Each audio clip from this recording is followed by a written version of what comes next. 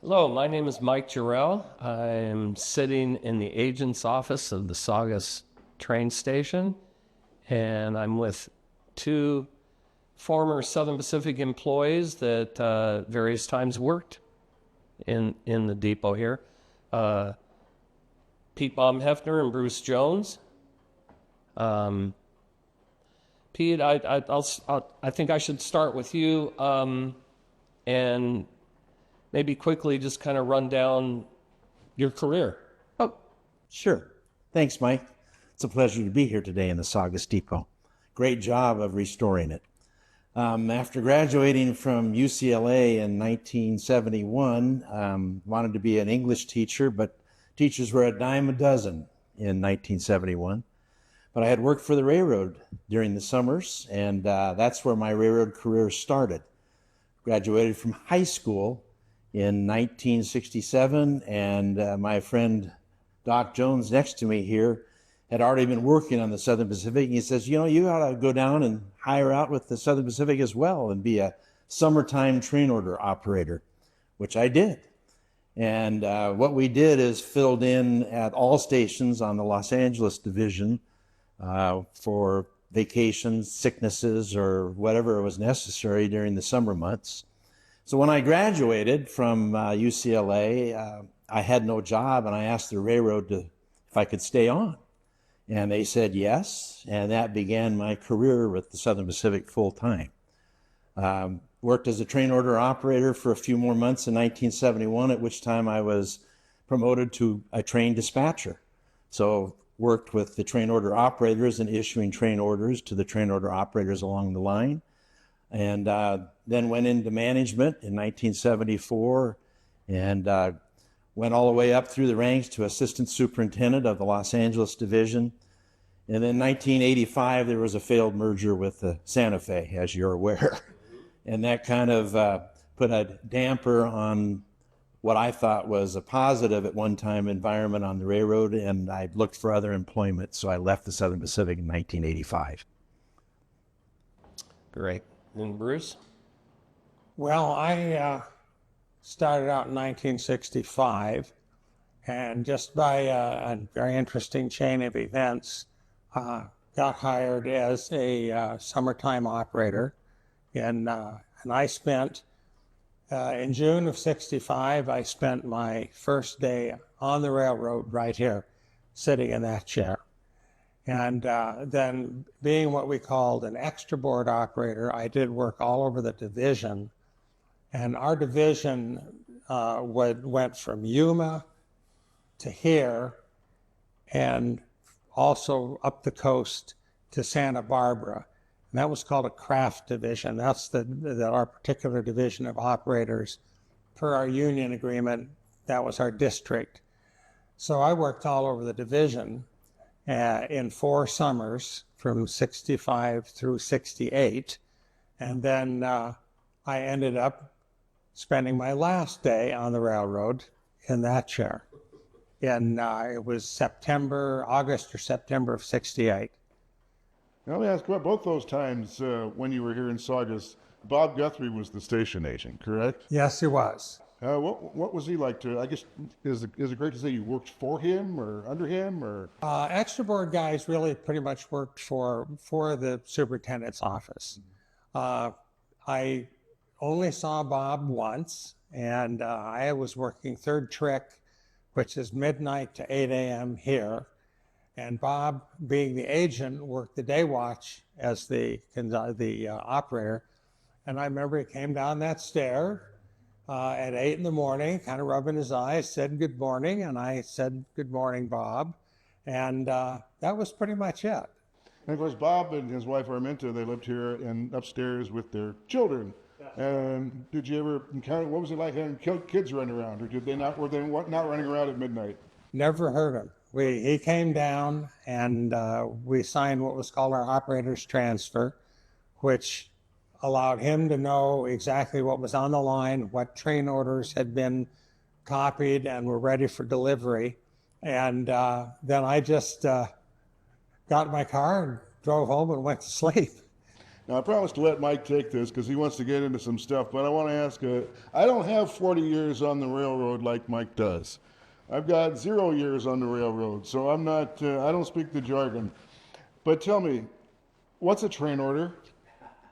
Good question. Good question, because they don't really exist anymore. Train order was a way of moving trains across the railroad between stations along the line of railroad that a train dispatcher dictated to train order operators. So you have the train dispatcher who would manage the railroad, the movement of trains across the line of railroad, and he would issue a train order to a wayside station like Saugus, and the train order operator, sitting in this chair, turned around at the typewriter, would type that train order out to and deliver it to the train that it was designated to that would pick it up when it went by the station.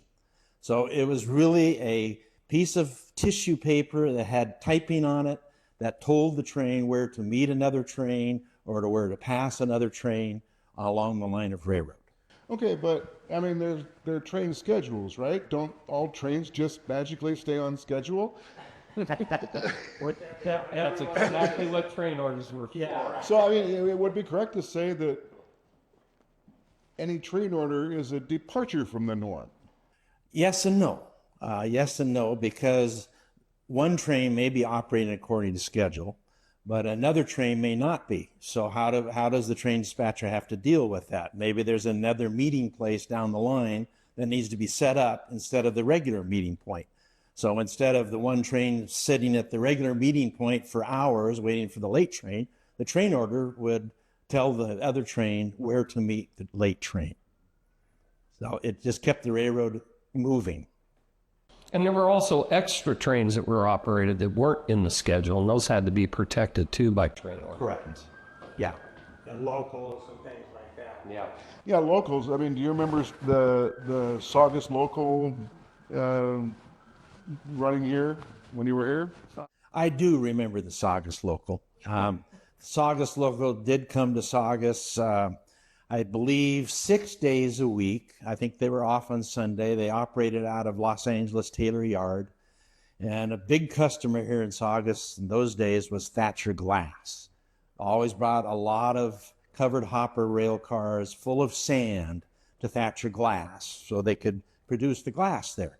And there was also gondolas of used glass that would show up. Somehow in their process, they were able to use some used glass in making new glass. So the Saugus local was important in that it brought the loads here to various industries, and it took whatever loads they had produced or empty cars that were made empty back to the rail yard in Los Angeles. So essentially, anytime the railroad goes and picks up a shipment from a company, that would be a local train. Yes. So, and I know there's still one here today that serves Hasa Chemical. Yeah. The Saugus local still exists today. Doesn't operate out of Taylor Yard anymore because Taylor Yard is gone. Yeah, when I was in management, I was the one that changed the origin of the Saugus local to Gemco Yard on the coast where it originates now. Gemco is what now? Gemco is the railroad name for where in Van Nuys there used to be a General Motors production facility that made automobiles on 2 shifts. And so the railroad name for that yard was Gemco. Mike, what you got? I think next, what would be interesting in answering a lot of questions, you know, I was on the operating side as a locomotive engineer. I received the orders, but maybe you could take us through a shift or a trick, is what they called it on the railroad. And, you know, from the moment you walked in, you know, what were the protocols? What were your procedures? What did you have to do? And then just kind of take us through a shift. It was it was a practice to show up at your shift, whether it be first shift at 8 a.m. or second shift at 4 p.m. Practice on the Southern Pacific was to show up 30 minutes early. So if you were working first shift here at Saugus, you'd show up at 7:30 a.m. There was a formalized process to accept what was left on the desk from the previous train order operator. I think Bruce mentioned that in the transfer between train order operators. And that would list any outstanding train orders that were still in effect that were on the desk that may need to be delivered here to trains, as well as any other external or extenuating circumstances. We would sign our name accepting what was there. Once we did that, it was then time to check in with the train dispatcher. If there were no trains close by, we would sit here and read our book of rules. Yeah, right. But we would wait for the train dispatcher to tell us what he had in mind for the trains that might be approaching. Here at Saugus, there was an interlocking board, which I know you're working on to replace, which was right behind where I'm sitting. We could tell when a train was coming westbound or eastbound by that interlocking board. A little light would light up, and that would tell us that a train is approaching Saugus. And in most cases, we had 5 minutes to tell the dispatcher before the train got here that the train was approaching. We would tell the train dispatcher coming west at Saugus or coming east at Saugus. The train dispatcher would then say no more for number 801, which meant then we had the permission to put the train order signal into green position. That way, when the train came around the bend east of Saugus and saw that train order board in green position, the train knew it didn't have any train orders to pick up. And then we would go outside the station here at Saugus, roll the train by and make sure all the wheels are still on the tracks. There was no dragging equipment or anything like that. And once the caboose went by on the train, there were cabooses in those days, we would wave at the rear end crew, let them know everything looked good on their train. We would come back inside the depot and we would report the train by to the train dispatcher. And that was called OS, on station. So we would report, we'd go Saugus OS number 801. And the train dispatcher would respond back, OS Saugus. And we would respond, number 801 by Saugus at 8:31 a.m. And that way the train dispatcher knew where that train was right at that moment. That process went throughout the shift.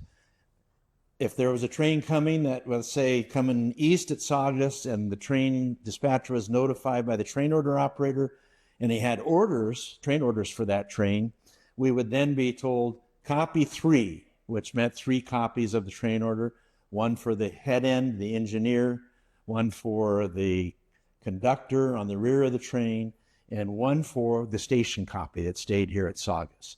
If there were helper locomotives on the train, we would have to copy 4 because the head end of the helper locomotive, the locomotive engineer, needed a copy as well. And whatever the train dispatcher wanted to say in those train orders, perhaps it was, extra 3953 east, meet number 805 at Sylmar, that we would type that out. And there was a process for doing that, repeating each word back properly and each number back singularly. So there were no mistakes. If we had a strike over because our fingers got in the way of typing it, we'd have to say we did that. We never wanted to say that, train dispatcher, but we'd have to start the order over again because there never could be strikeovers. And then once we read the order back to the train dispatcher, he would say, that's all I have for extra 3953 east. He would then clear the train with a clearance form, which meant that train order needed to go to that train at Saugus. And then we would wrap the orders up and put them on the delivery post and let the train get the train orders and go on its merry way. That's what we did for the whole shift, Mike, basically. Except here at Saugus, there was always an exception. The one time I worked here, third shift, a lady and her little daughter came in about 6 a.m. in the morning and wanted to go to Modesto. And at that time, the San Joaquin Daylight was still operating, train number 51. And I had never been trained to write up a passenger ticket. This lady needed a passenger ticket. So the depot had the supplies. I did my best, but the conductor took great exception to the ticket that I gave him when she boarded the train.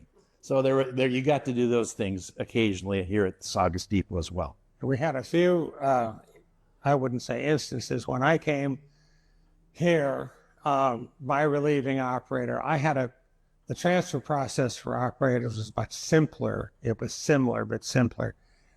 And I cannot remember who the second trick operator was, but he says, when you roll a train, it's called rolling a train by, where we were required by the rules to go outside and watch the train go by to make sure that back in the day, you had what were called hot boxes, where you'd actually, a journal would get so hot, an axle would get so hot that it would catch fire. The lubricant would catch fire. And we had to watch for shifted loads or anything coming off the train that was there. He said, make sure you watch very closely for sparks. And the deal was, back in the day when they would use steel strapping to strap the wallboard down. They don't do that anymore, do they? I'm not sure. Yeah. Well, shippers never wanted to take that off of their car, which they were required to do, but they just left, and they might put some of their own on there too that they wanted to get rid of. So this stuff would whirl and hit the deck. He said, if that hits you, it's going to cut your head off. And then he related another story to me about a person here who operator was rolling a train, and he noticed something that was not right. Dove through the screen door, because we used to use this to leave this door open one time, and a piece of loose lumber had shifted off the flat car and just raked the station. I wasn't here when that happened, but these were all some of the perils that the lowly operator had to be careful of. You know, it was something we had to be very vigilant. And as Peter said, I've had the experience of having not being trained to write tickets and having a lady come in on another station I worked at and ask me where she should go. And I said, well, I don't know. And I think I ended up writing her a ticket to New Orleans. So she was very happy about that. Was there anything particularly challenging about the grade out here between here and tunnel? Yes, this was an important place for the locomotive engineer to realize that the grade up to the apex of the Newhall Tunnel east of here was important to get the train speed up. So as I communicated earlier, when the interlocking board showed a light for an eastward train, it was a little quicker that the train would show up here, because the locomotive engineer was doing everything possible to gain as much speed within, the limits of the speed limits to make the Newhall pass. And so you had to be really on your toes. If the train had orders, you had to really make sure the train dispatcher was ready to dictate that order so that we could get it out there and hung for that train, because they did not want to stop and start from here. It was that great. Yeah, Saugus actually sits it's a saucer.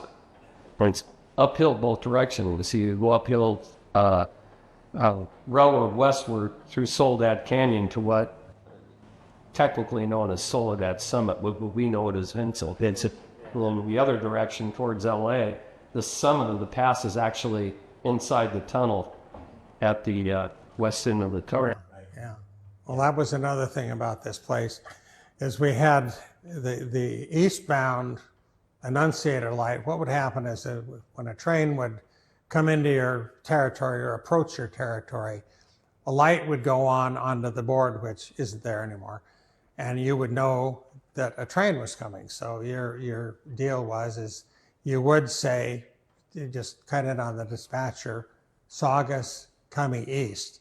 Now, one thing on the Southern Pacific, every direction going towards San Francisco was west, and away from San Francisco was east. Good old Southern Pacific. You only had two directions. Two directions, right. And so coming out of Los Angeles was west, coming into Los Angeles was east. Well, they would really get going coming around from what station? Hanby. And it was what we call a short light, which meant you didn't have a lot of time. So about the time you had copied your orders and got them up, hung them up on the post, that we can talk about later, you could see the Mars light of the engine, and they were really cooking. And I had an experience. They had basically a folding aluminum post. You have some pictures of it, yeah. And I know they've got a fork back there, which might be interesting to show. And a nervous first-time operator, so I grabbed this thing, and I was supposed to hold it this way and then unfold it this way to get it high enough for the train. That's a telescoping. Telescoping. It was. Yeah, but the mast is what he's talking Yeah. about. That's the other one. Actually, the high speeder. This was our bread and butter as operators, and this is called a delivery fork or a high speeder. This is spring loaded, so that when the engineer puts his arm through, it takes it off of this clip, and these spring away out of the way of any subsequent fork. Sometimes there were 3 forks on the pole. This is a special kind of a knot, which allows the engineer to pull on each end and get the orders out of it. It's a train order knot, and I showed Mike how it was done. So anyway, I pulled this thing right out of the ground, and here comes the train, and all I could do was stand there and hold that post. And when the engineer, grabbed the thing, and then it's kind of a combined story, but then the orders for the helper engineer, which were in the middle, sprung aside, and he went by, and then the caboose went by, the conductor got his orders. So the important guys on the train got them. So the helper engineer, which was an engine in the middle of the train to help get him up the hill, he calls on the radio and he says, I didn't get my orders, because of course they'd fallen off the post. And the engineer said, well, just don't worry, you're going the same place we are. And that was that. But I never heard anything from the officials about it and everything, but it was quite an adventure. My first day here was a real good start for my short career. So there we go. I'm glad you got that, Mike. You were both telegraphers, right? Yeah, that was part of the So, title. when you receive instructions from the dispatcher, I mean, use a key kind of like the one that's behind you, and you would hear that it would be relayed on the sounder back there that's also behind you, right? So was that Morse code? Yeah, it was Morse code, but it was out of service and not in use when we were working on the railroad. You didn't have to use Morse code either, right? So when you first started, you weren't required to either learn or be qualified on a key? That's correct. Okay. But it does bear a good point that is associated with Saugus and every other station on the railroad. Every station had its 2-letter code, and Saugus was JN. Why JN? I can't answer that, but that was the 2-letter code for Saugus. We've had discussions about that, because if you look at most of the telegraph codes, they were usually 2 letters out of the name of the station. Yeah. This station in Santa Susana, they just randomly picked some. MN?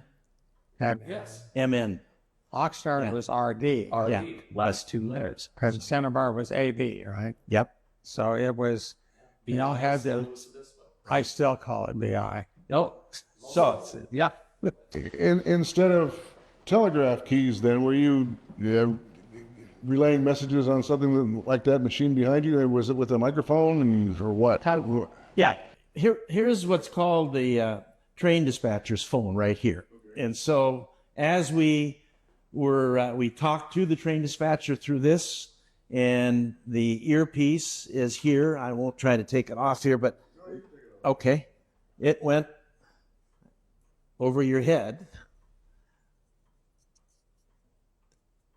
That freed your hands up to use You can. Okay. All right. Here we go. Okay. A little more. I'm not sitting the right way, but this was generally what we looked like, except face that way, talking to the train dispatcher. And this is very tight and worked very well. You can hear the train dispatcher very well. You asked about Agent Bob Guthrie's children and family. One day when I was working here, you could hear them running around upstairs. So as you're listening to the train dispatch, and you heard all that going on, you just kind of had to put that out of your mind a little bit. But you could tell there were people living upstairs. I think they were all asleep by the time I finished my shift. Then you hear a sound. So that took the place of the Morse code and the key, and that was Word Morse code at one point? no, No. we were not required to. Yeah, we've got photographs of, like the sounder on the desk well after. Yeah. We don't know the official date when they finally pulled the plug because, they had telegraph wires. Right. And I'm sure it was kept as a secondary in case of phone failure. But I would wager to say that Agent Bob Guthrie probably knew Morse code because he had many more years of service prior Well, I to think our he started years. in 47 or something Yeah, like that. so he was aware of it. There was wire up. I do remember an active sounder and key in El Centro. And I think that might have been for the Intercal or the SDNAE.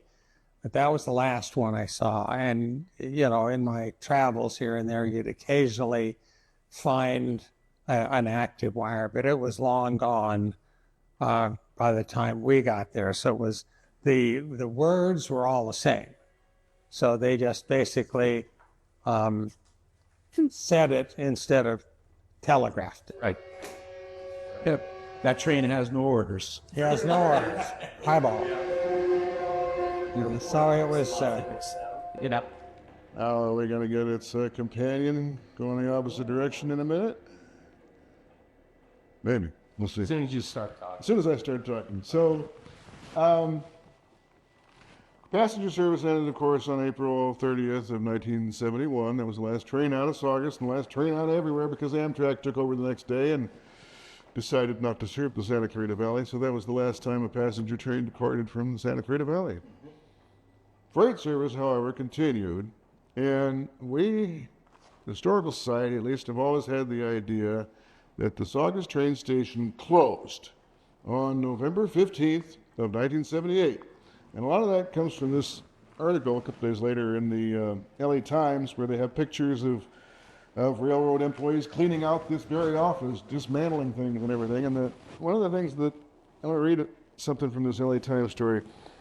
The old station was officially closed Wednesday being November 15th of 1978. The job of the station and that of the railroad employees it sheltered for decades has been usurped by a shiny new silver box planted up the tracks that allows automated switching from the main controls center. And it said that the station closed. But, we have train orders, the flimsies that we were talking about earlier, from February 19th and February 20th of 1980, a year and some months later. So I'm told that you can clear up this discrepancy for us. As I recalled when we were first introduced, I was working for the railroad in 1980 up through 1985. There were several major rainstorms that caused the new line from Colton to Palmdale, known as the Palmdale-Colton Cutoff, which took a lot of traffic off this Saugus line, that caused that line to wash out. And in management, I remember the team making the decision, because all of this traffic now had to go up this line, that we should reopen Saugus as a train order office to manage all of the traffic that was once again traveling between Palmdale and Los Angeles via Saugus. So that happened once when the Palmdale Cutoff was washed out, and then again with another major rainstorm, and the cutoff was closed again. The Palmdale Cutoff goes up Cajon Pass. There's the Cajon River that flooded, and there's a lot of culverts and ditches that come from outside the mountains there. So it's very susceptible to flooding. But those two times, the Saugus Depot was reinitiated as a train order station. Okay, so it wasn't continuously operating from November 15th of 1978 to February 20th of of 1980. No. Okay. No. Closed, then reopened for... I don't know if you can explain this, though. So if it closed on November 15th of 1978, here's the train order logbook from November 15th to November 18th of 1978. So it didn't close on the 15th because they're still issuing orders up until the 18th in this book, and it suggests that there would be other books after this. So There might be... what the heck's going on here? The agency was closed before that time, if I'm... The agency, well, Saugus was a place where there was a freight agent. That freight agent that we've referred to as Mr. Guthrie. And that person, Mr. Guthrie, was in charge of keeping track of all the customers in this area, like including Thatcher Glass and the vinyl chloride company, the record company that got vinyl chloride. Yeah. It was his job. Those were his customers. And as an agent, he worked with those customers. He charged them demurrage for rail cars that may have stayed with them too long, things like that. That duty was closed, and I think that's what may have been misinterpreted as Saugus Depot is closing.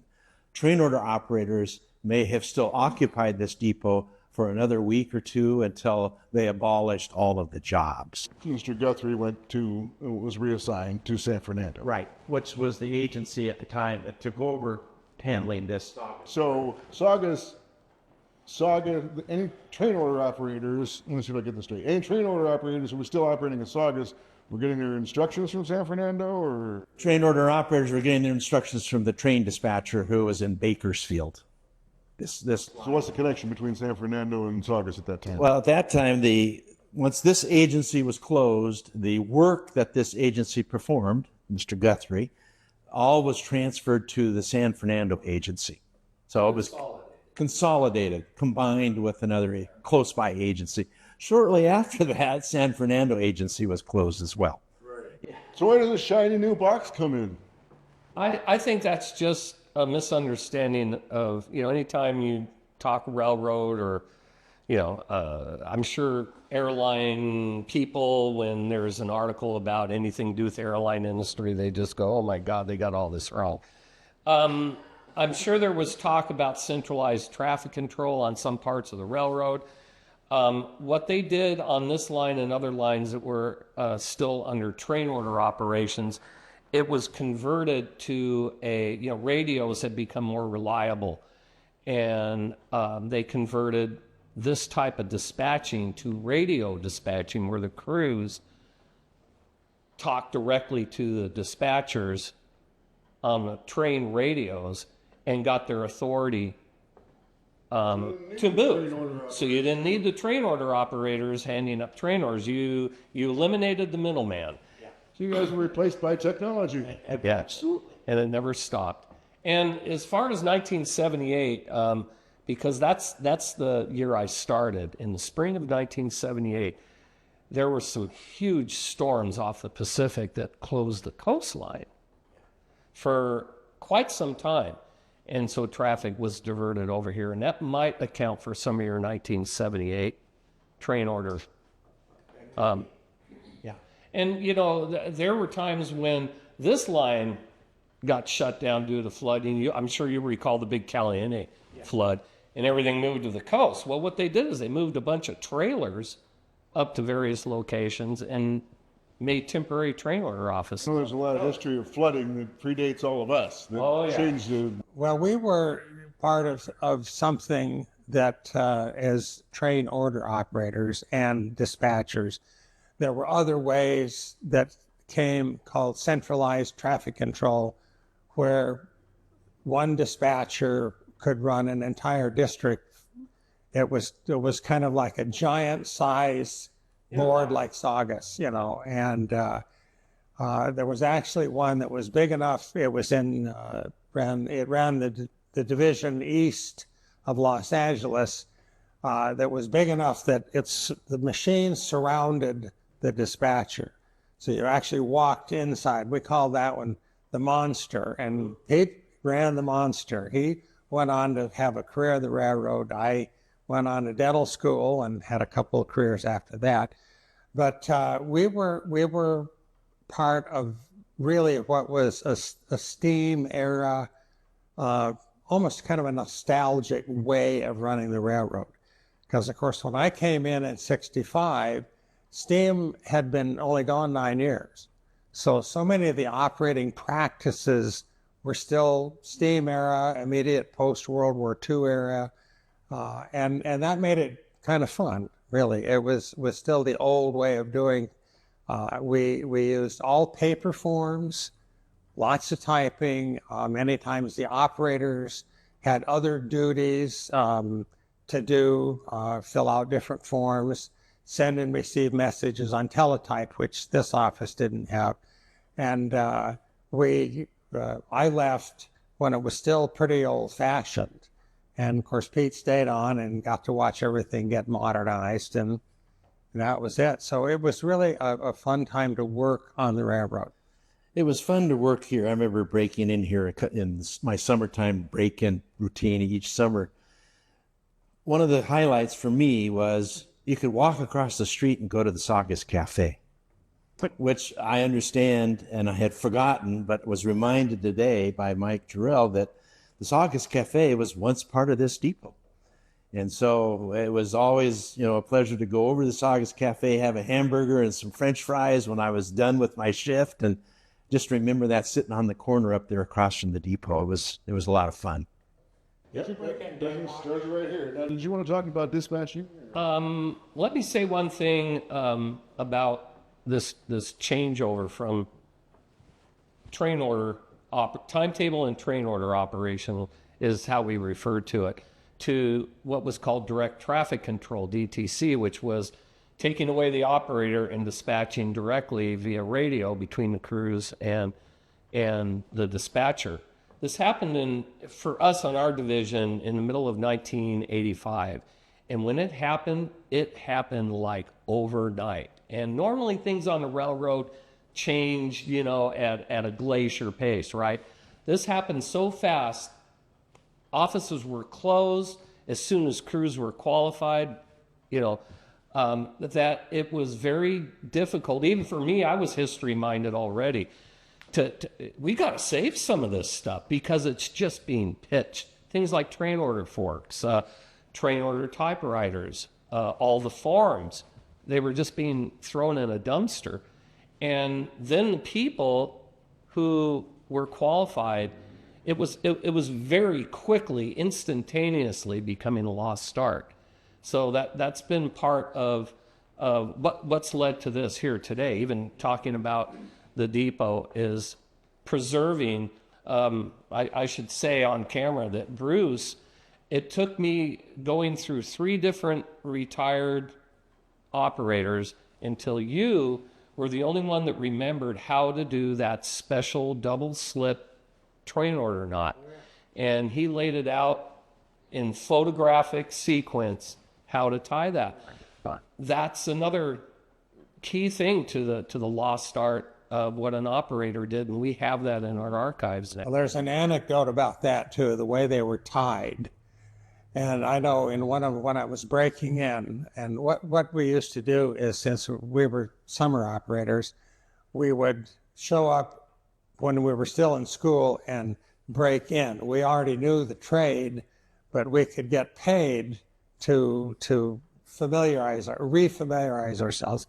We had all our friends and everything, but when I was first learning the train order knot, the old operator says, "Now look, when you put the orders in and you cinch it down," he says, "don't cinch it real tight." He says, "because you never know if that poor old engineer might not even have his teeth in.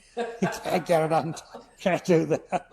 So I remember that quite well. You had to do it firm enough to keep the orders in, but they were foolproof. I never had one come out of the string.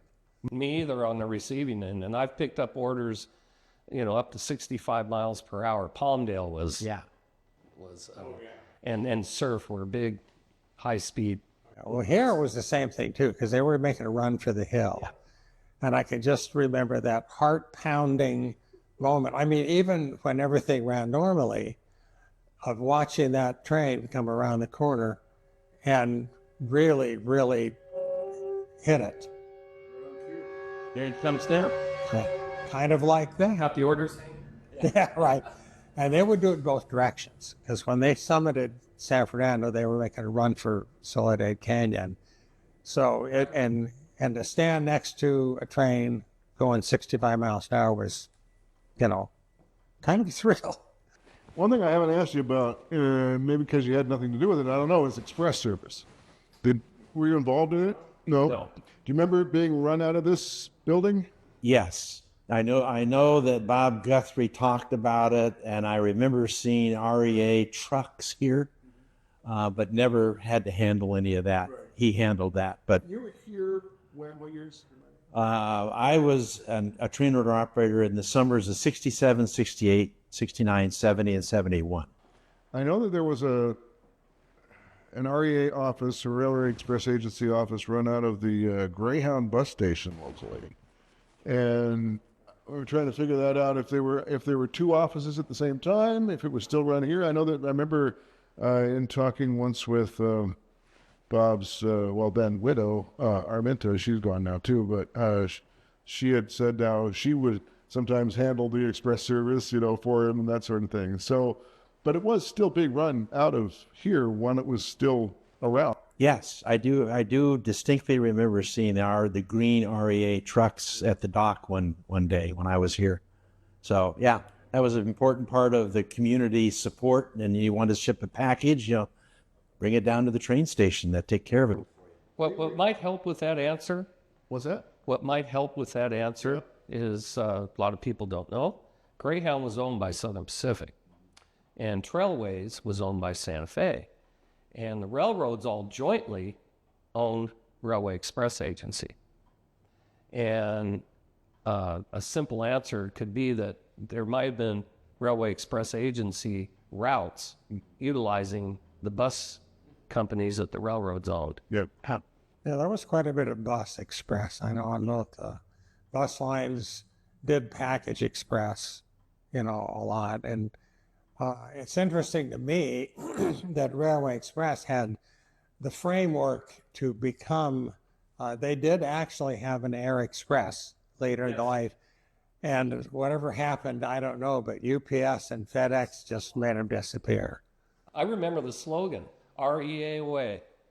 And then you'd see this jet take it off in the commercial. And it went away. And it went away. It did go away. REA went away. Yeah. How about Western Union? Was there anything in your agreement, or could you? Because maybe that was an agent's job too. Because I remember being told by some agents I worked with at Dolores that they used to really like that because they got commission. Never had to deal with that as a train order operator. So I would probably agree with you that the agent probably had that under his responsibilities. Well, I remember one of the anecdotes I heard. I was asking about Western Union on my job, but does the railroad own Western Union, or what's the relationship? And the only answer I got is that Western Union is the railroad's best customer. And that's all I got. Well, Western Union did all their lines were on railroad pole lines. They leased the railroad pole lines, and that was the connection also for depots across the country to have to receive and send messages. They rather than run their own pole lines everywhere, they utilized the railroads. Well, about the fiber optic too. When fiber optics came through, the railroads were the one uninterrupted right of way through everywhere. And as I recall, Sprint belonged to Southern Pacific. Southern Pacific. That was their communications department. Yeah. And I believe part of the Southern Pacific Communications Company is here in the depot in this metal rack and the circuit board for the phone system, which was part of the forerunner of Sprint. I would like for you to talk about that a little bit because you brought it up to me. And in our collection, we've got all sorts of phones, one of which doesn't look to be a dispatcher's phone like that one that's on the wall. It has a dial and everything, and it's in the back of it has got some of the paint that would have been used in this building. Tell me about the different. It doesn't have a dial. No, it doesn't have a dial, but it has a crank to go. And tell me about the different types of phones that would be in this building. Oh, gosh. Well, we have the train dispatcher's phone. We had a landline on the desk here that we could use to call whoever we needed to call. There was an agent's phone over perhaps on that desk, if I remember correctly, or somewhere over there behind you. Because the company had their own internal. We had our own system. Yeah, we had our own phone system. And then with the right code, if you knew the code, you'd get an outside bell line. Exactly. The extensions were usually 4 numbers on the railroad. That's all you needed. Right. I'm sure upstairs the Guthrie family had a personal landline or a company line. So there were 4 or 5 phones in this station at one time, probably more. You may recall others, Bruce, that I might have missed. Well, there was the company phone and then the outside phones. A lot of the big agencies would have several phone lines that you could call. Then I had a phone on my desk. There was one here. There might have been a phone with no dial that you could just pick up, and it would a direct line to somewhere else in the station, or a phone line down the line or something. So it was pretty busy. And then we didn't get into it this time, but the teletype is a whole different world, which I can talk about. But that's later microwave. Later microwaves. And there might have been an extension in the baggage room so if the agent heard the phone, he could just, rather than coming running from the baggage room, he could pick up that extension. Maybe that's the one that you have found. I don't know.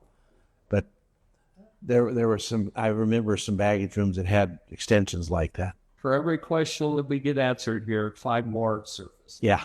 They're usually from the answer. Yeah. But yeah. So yeah, where would it have been? Right. Have you discovered in any of your digging around what were called colored drift panels? Oh, yes, that's how we did this. Thank you, John Sigler. We were up in the PFE office, and I discovered a What's stack of them. PFE?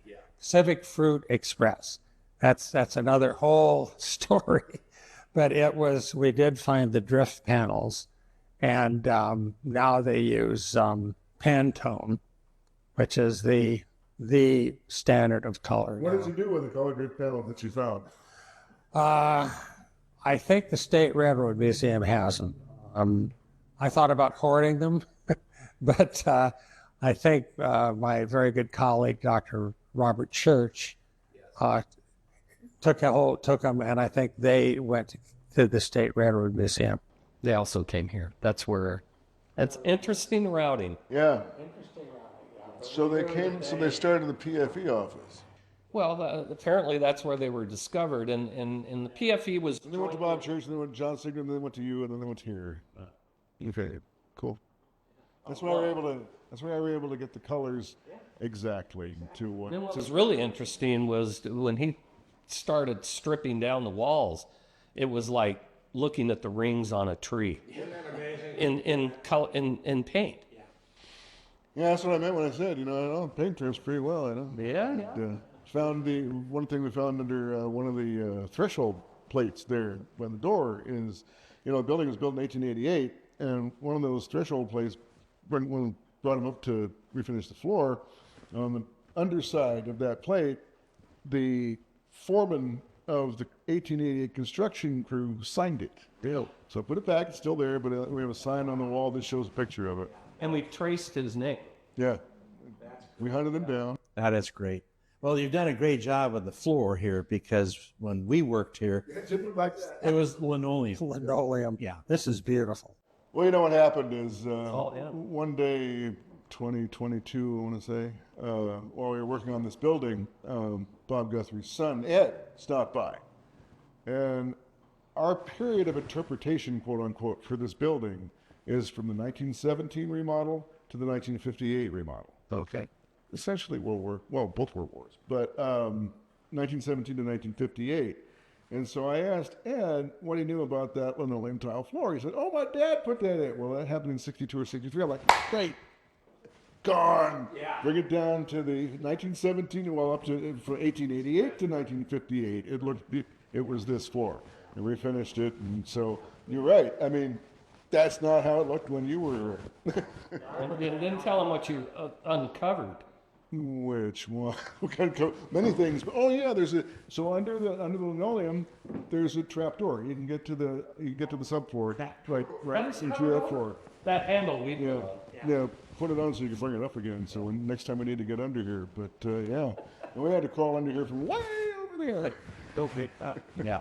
Yeah, I wish I'd known Bob better because he's just one of the good guys, you know, and he really had a feel, I think, for history and a great memory. And I'm glad you guys hooked up with this family. And yeah, it was a pleasure to talk to his widow, and of course, she's gone now too.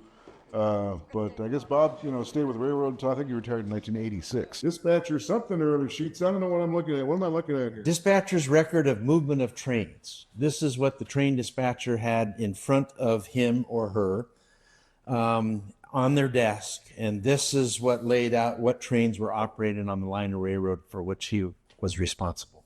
Okay. So I pulled out a couple of them. This first one's from December 19th of 1970, which is a date that I happen to remember. Mm-hmm. Do these, does this sheet here tell you anything that's different about what happened that day? On the dispatcher's record of movement of trains, there is an extraordinary or unusual occurrence section.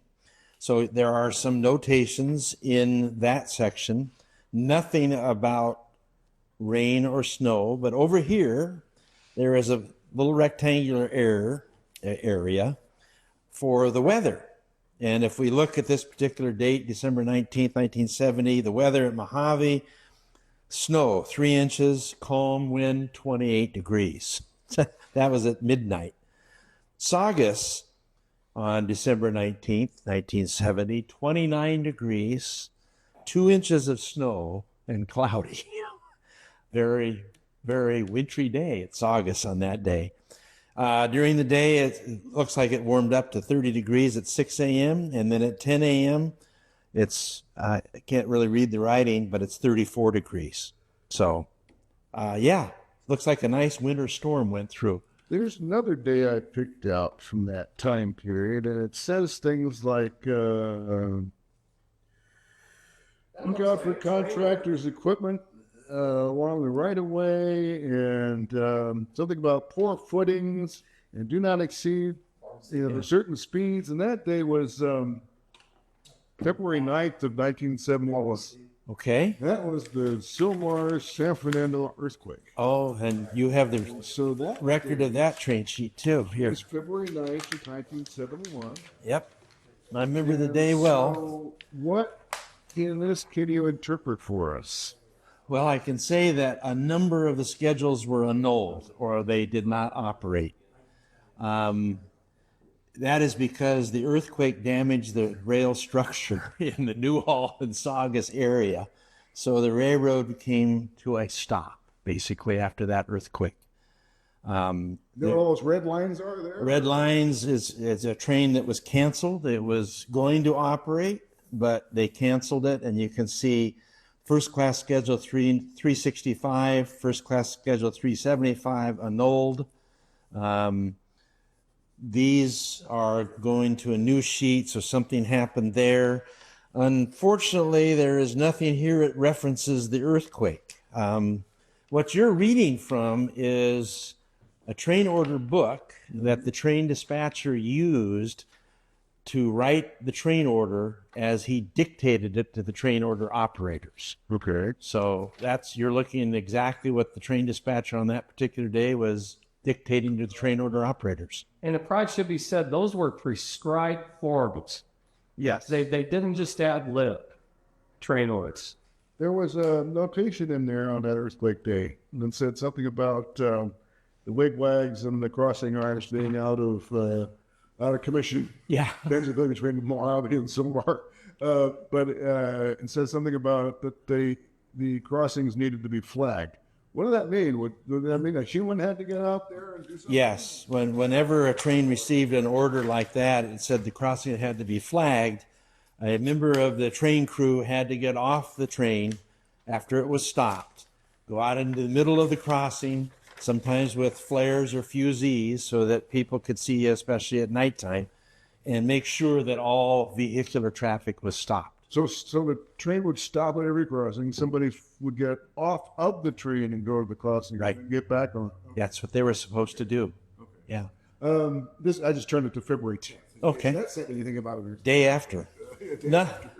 Nothing here. Still some canceled trains. Yeah, a number of canceled trains and old trains. In fact, nothing operating between Los Angeles and Saugus. Okay, there was no weather that day either. Freeway bridge sitting on Yeah, tracks. right. They have, it shows here that the work extra, so the railroad called an extra train with 8 cars to go to Silmar. Obviously, it had some construction equipment or new ballast or rocks or rail because they had a major issue just west of Silmar with the freeway overpass on them. Yeah. So that shows some activity there, and that's about all the activity there is between LA and Saugus. Yeah. 2 infamous days in the life of the railroad here in the Saugus area. Yeah. Thanks for pulling these out. These are good to see. Appreciate that. Yeah, thanks for being here to interpret them for us. You're more than welcome. Tree, and the orders were tied. This is a bamboo pole, and it didn't spring open or anything. But There's a clip on there. is there a clip on there? Well, there is a clip. Yeah, there is. Okay, there's the clip. And the operator, now imagine a huge steam locomotive coming at you. The operator would touch the rail and do this. And then the engineer or the conductor, whichever end of the train it was, put his arm through this and take the hoop. And then they would have a hoop on board the engine and throw it off. And what you didn't want to do is anger any of the train crews, because they would hold on to this thing until they were half a mile down the track and then drop it. And then you would run out of train order hoops. And then they went to this one, which is also on a stick, but it's a little bit more like the modern one. It has slots in the dowels here and the clip. It's the same thing. You go like this, and you go up. It's a little safer, but still, if you imagine that that's the side of a locomotive, it's a little intimidating. And what a lot of the newer guys would do, and I was always scared to death it would happen, is that the front of the engine would hit this hoop and knock it out of my hand. Which happened to me at Santa Barbara. Describe how the fork stayed with you, but This time the fork would stay with me. That's right. Thank you, Mike. it coming up. And the string would come out, and then you kept the fork. And then the next one was what's called the high speeder. These are made in Kingsburg. Yes. Train went by, I was hanging the hoops when a train went by at 60 miles an hour. That's how short a time I had to get the train orders typed, set up on the hoop, and out here. I'm having a flashback. There you go. The train crew would hang on to this, and these would spring away out of harm's way. Yeah, and then what you would do is, if you had 3 sets of orders, Right. if the train was coming this way, you'd hang one here, and one on the other side, so that when they sprang open, they wouldn't interfere with each other. Right. So if you didn't do that, then you had a minute, and the helper didn't get his order. Yeah. Great. So that's how it's done. Yep. Through history. There we are.